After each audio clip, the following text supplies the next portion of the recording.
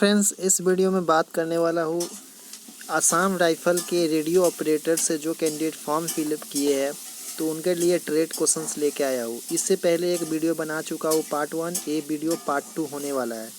तो total 27 questions मैं part 1 video में करवा चुका हूँ और इस वीडियो में स्टार्ट होने वाला है 28 नंबर क्वेश्चन से लेकर जितने भी हो अंत तक करवाने वाला वन लाइनर क्वेश्चन, जो कि ट्रेड क्वेश्चंस के लिए भी इम्पॉर्टेंट है और आपके जो रिटन एग्ज़ाम भी होंगे आसाम राइफल में उनके लिए भी काफ़ी महत्वपूर्ण क्वेश्चंस है। तो ध्यानपूर्वक इस वीडियो को देखें और चैनल पे पहली बार आए हैं तो चैनल को सब्सक्राइब कर दें। तो चलिए शुरू करते हैं। तो फर्स्ट क्वेश्चंस यहाँ देख सकते हैं, 28 नंबर से स्टार्ट है। जैसे बोला है, भारत में उत्पादित प्रत्यावर्ती धारा एसी करंट यानी अल्टरनेटिंग करंट को बोलते हैं कि आवृत्ति यानी फ्रीक्वेंसी होती है। कितना होता है भारत में उत्पादित प्रत्यावर्ती धारा यानी एसी करंट की फ्रीक्वेंसी कितना होता है? तो 50 हर्ज होता है। ये वन लाइनर क्वेश्चन, इसे सीधा सीधी आपको याद रखना है। उसके बाद है यहाँ पे 29 नंबर क्वेश्चन की आवृत्ति फ्रीक्वेंसी का मात्रक क्या होता है? तो यानी आवृत्ति हिंदी में, इंग्लिश में फ्रीक्वेंसी बोलते हैं। यानी फ्रीक्वेंसी को हम लोग यूनिट क्या होता है तो इसे हर्ज में हम लोग मापते हैं, तो हर्ज इसको बोलते हैं। इसका सिंबल HZ से होता है, हर्ज। उसके बाद है 30 नंबर क्वेश्चन। इसमें बोला है कि जब विद्युत धारा प्रवाहित होते हैं तो गतिशील कण कौन से होते हैं? तो जब विद्युत फ्लो करता है उस समय उस गतिशील कण क्या रहता है? तो इलेक्ट्रॉन रहता है। इलेक्ट्रॉन को E- से डिनोट करते हैं। उसके बाद है नेक्स्ट क्वेश्चन 31 नंबर क्वेश्चन। इसमें बोला है कि फ्यूज को विद्युत परिपथ में किस क्रम में जोड़ा जाता है?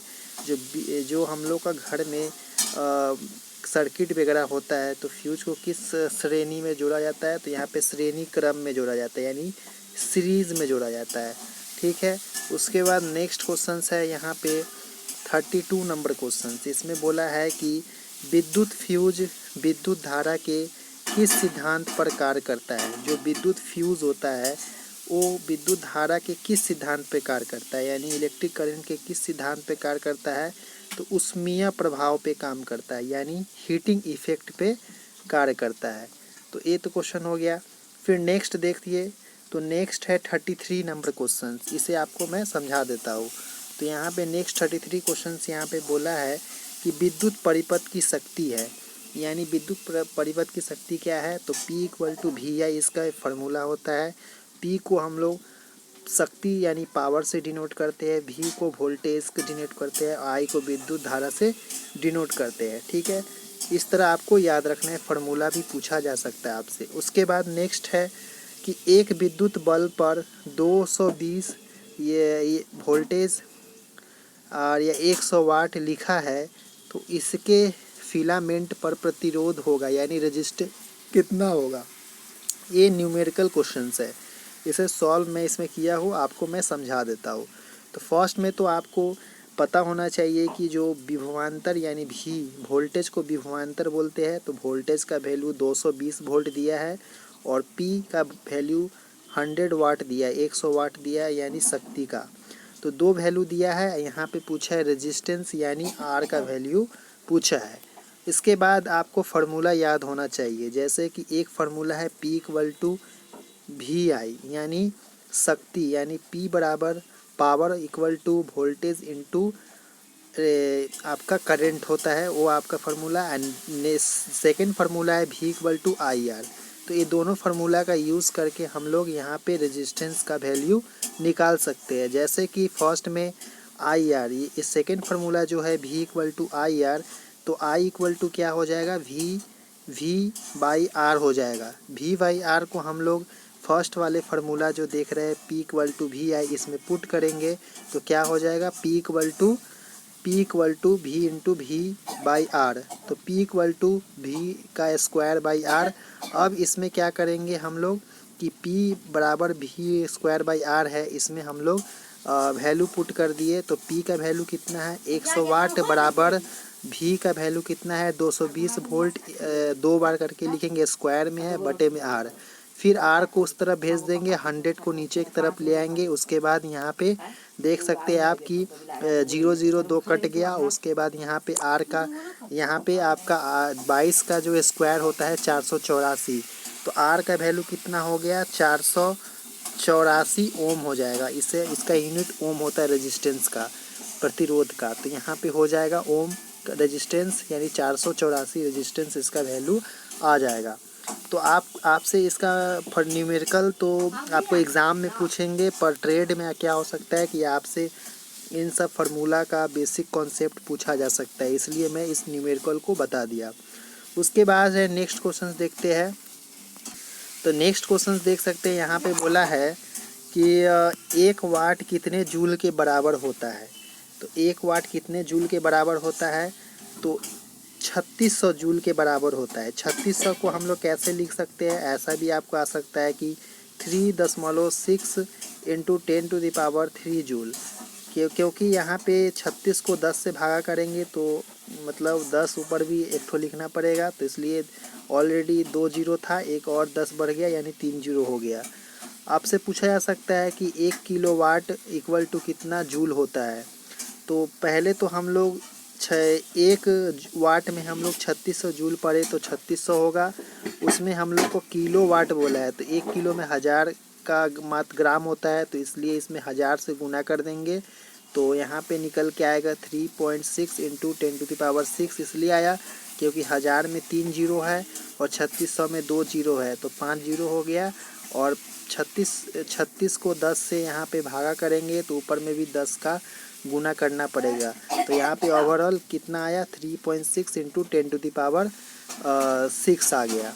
उसके बाद नेक्स्ट क्वेश्चन है 36 नंबर क्वेश्चन। इसमें बोला है कि धारिता यानी कैपेसिटेंस का मात्रक है। धारिता यानी कैपेसिटेंस का मात्रक क्या है, तो फैराडे है। फैराडे इसका होता है, इसका फॉर्मूला क्या होता है, सी से डिनोट करते हैं, तो सी इक्वल टू Q/V। तो Q को हम लोग चार्ज से डिनोट करते हैं, V को वोल्टेज से डिनोट करते हैं। तो ये भी आपको याद रखना है फार्मूला भी, और इसका यूनिट भी याद रखना है कि कैपेसिटेंस का यूनिट कितना होता है, तो फैराडे होता है। उसके बाद है नेक्स्ट क्वेश्चन की ओजोन परत यानी ओजोन परत जो होता है, ओजोन परत की मोटाई नापने की इकाई है। तो ओजोन परत की हम लोग नापते, इसका इकाई क्या है, तो डॉप्सन यूनिट इसे बोलते हैं। उसके बाद है नेक्स्ट क्वेश्चन, उदासीन तार का रंग होता है। तो इससे पहले वाला जो वीडियो आपको मैं बना के दिया था, उसमें पूछा था कि आर्थिंग का जो तार होता है उसका रंग कैसा होता है, तो ग्रीन कलर का होता है। इससे पहले वाला वीडियो में इसका क्वेश्चंस था, ठीक है। इस वीडियो में पूछा गया है कि उदासीन तार का रंग होता है। तो उदासीन तार यानी न्यूट्रल जो होता है, न्यूट्रल आपके घरों में घरेलू यूज़ में जो हम लोग सर्किट वगैरह होता है उसमें न्यूट्रल यानी उदासीन तार होता है, उसका रंग क्या होता है, ब्लैक कलर का होता है, ब्लैक कलर का। उसके बाद नेक्स्ट क्वेश्चन है कि ऊर्जा का मात्रक क्या होता है, तो ऊर्जा का मात्रक जूल होता है, यूनिट है। उसके बाद है नेक्स्ट है विद्युतीय तार का रंग होता है, जो करंट फ्लो करता है, करंट। तो यहाँ पे 40 नंबर क्वेश्चंस क्या था, इसमें 40 नंबर में पूछा है कि विद्युतीय तार का रंग होता है यानी जो विद्युत फ्लो करता है उसका रंग क्या होता है, तो लाल रंग। तो ओवरऑल हम लोग क्या क्या पढ़े यहाँ पे, ओवरऑल जो विद्युत फ्लो करता है उसका लाल रंग होता है, आर्थिंग का तार ग्रीन होता है, और यहाँ पे जो न्यूट्रल तार होता है वो ब्लैक होता है। तो इन तीनों तारों के बारे में आपका नॉलेज होना चाहिए। उसके बाद है नेक्स्ट क्वेश्चन है 41 नंबर क्वेश्चन। इसमें बोला है कि ऐसे इलेक्ट्रॉनिक उपकरण जो 100 एम्पियर से कम की विद्युत का प्रयोग करते हैं उनकी सुरक्षा के लिए इसका प्रयोग किया जाता है। किसका प्रयोग किया जाता है, तो MCB का प्रयोग किया जाता है। यानी इस MCB का, तो MCB का फुल फॉर्म क्या होता है, यहाँ पे सर्किट बेस इसे भी बोला जाता है, सर्किट बेस।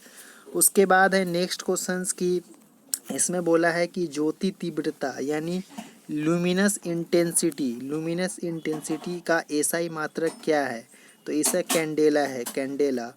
उसके इसका CD से डिनोट करते हैं, इसका सिंबल CD से डिनोट करते हैं। नेक्स्ट क्वेश्चन है कि 1 जूल में कितने अर्घ होते हैं, तो 1 जूल में 10⁻7 अर्ग होता है। अगर आपसे पूछा जाए कि एक अर्ग में कितना जूल होता है तो जस्ट इसका पावर में माइनस चढ़ जाएगा, यानी 10⁻⁻7 हो जाएगा। उसके बाद नेक्स्ट क्वेश्चन है कि इसमें बोला है कि विशिष्ट प्रतिरोध का मात्रक है ओम मीटर, यानी जो विशिष्ट प्रतिरोध होता है उसका मात्रक क्या होता है, ओम मीटर होता है।